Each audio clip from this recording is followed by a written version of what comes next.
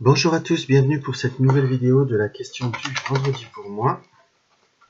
Alors, on va dire, hop, la question, tiens, on va prendre la dernière en feuillage blanc. Donc, voilà, hop. Excusez-moi, dans quel état doit-on absorber les énergies de la semaine? Ça tombe bien. Dans quel état doit-on aborder les énergies de la semaine? Dans un état, on va dire, assez sobre, hein, si vous voulez, dans le sens que ce n'est pas quand même un tirage prédictif qui soit très personnalisé. On prend des énergies très directrices. Ça reste des conseils, si vous voulez.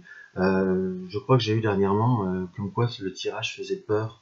Je pense essayer de donner des tirages qui soient assez généraux.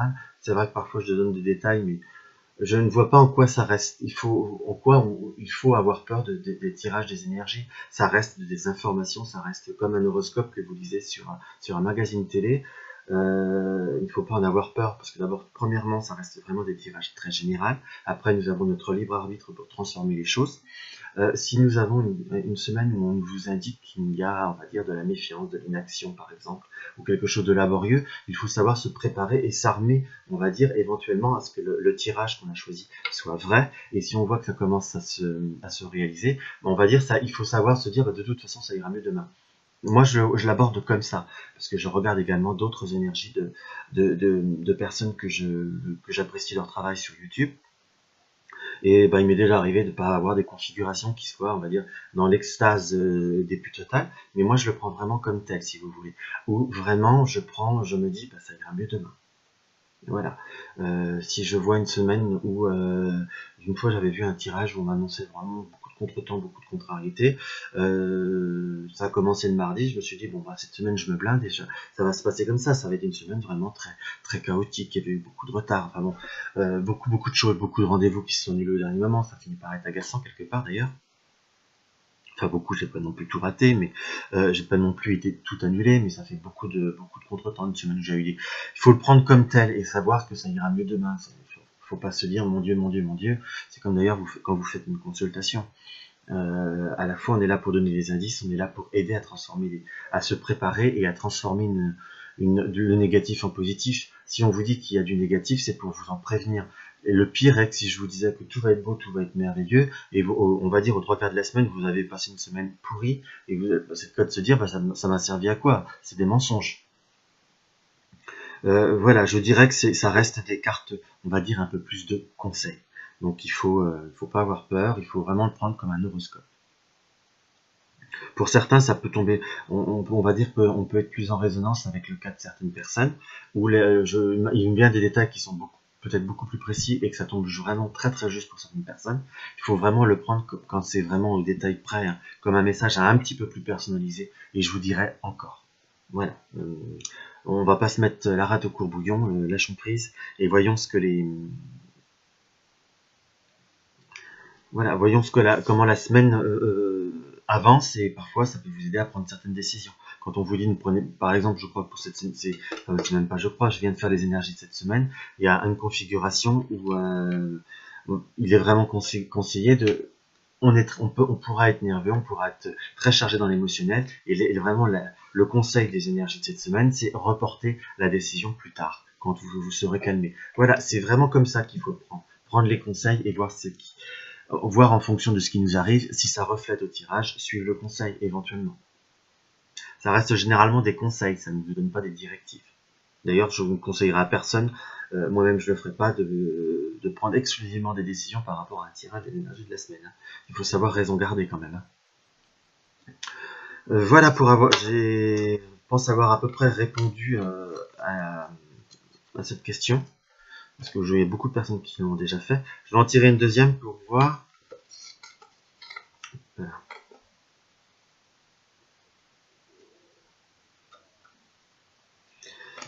Alors c'est une question, là on change vraiment totalement de sujet. Dans quelle mesure les messages des défunts peuvent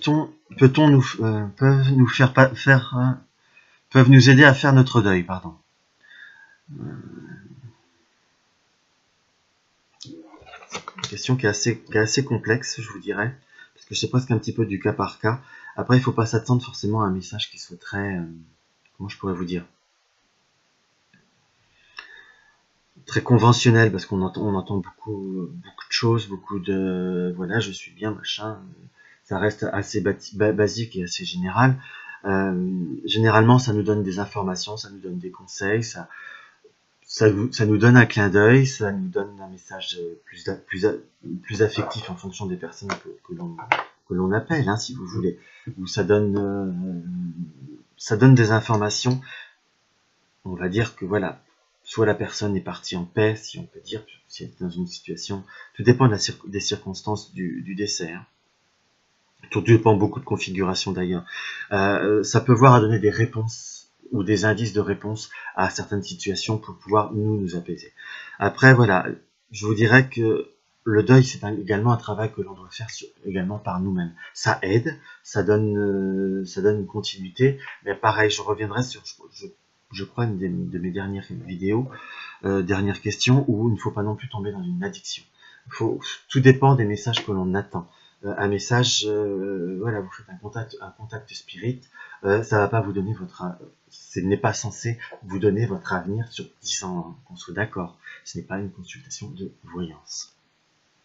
Parce que beaucoup de personnes ont tendance à quand ils appellent leur père, leur mère, leur frère, leur sœur, enfin bon, bref, peu importe qui ils appellent, il y a toujours beaucoup d'affectifs. Ils leur demandent, on finit généralement par, qu'est-ce que tu me vois pour mon ami? Et les morts ne dirigent pas notre vie. C'est ça qu'il faut voir à comprendre. Et ce que beaucoup de personnes ont du mal à comprendre. Bon, après, tout dépend des cas. Il y a des personnes qui sont très fortes de caractère, qui ont juste besoin d'un message, d'un indice, parfois même ne serait-ce que d'un léger échange avec la personne. Tout dépend du canal spirit, mais vous pouvez avoir vraiment une vraie canalisation. Mais beaucoup de personnes pour faire leur deuil, ont besoin d'une guidance. Mais à la fois, le spirit n'est pas fait là pour, hein, parce que sinon vous retombez vite fait comme dans une addiction pour la voyance. À tout bout de champ, vous appelez, qu'est-ce que va me dire mon père, ma mère, mon frère, mon soeur. Ah bon, voilà. Ça peut aider, mais ça peut voir également à empêcher. Tout dépend de comment on le gère. Tout dépend également avec qui on le fait. Parce que je ne jette la pierre à personne, hein, qu'on soit bien d'accord. Mais pour moi, je pense que nous, en tant que personnes qui faisons ça, pour mon cas, je fais du spirit, il faut savoir raisonner les gens et ne pas leur faire trop de séances. Moi, personnellement, une séance par an, c'est déjà beaucoup. C'est déjà bien, je dirais. Au-delà, bon, c'était des cas un peu difficiles, hein, au-delà, ça devient de l'addiction très vite. Et après, il y a certaines personnes que je refuse même de faire, parce que simplement, le spirit ne leur apporte rien. Ils sont dans l'attachement.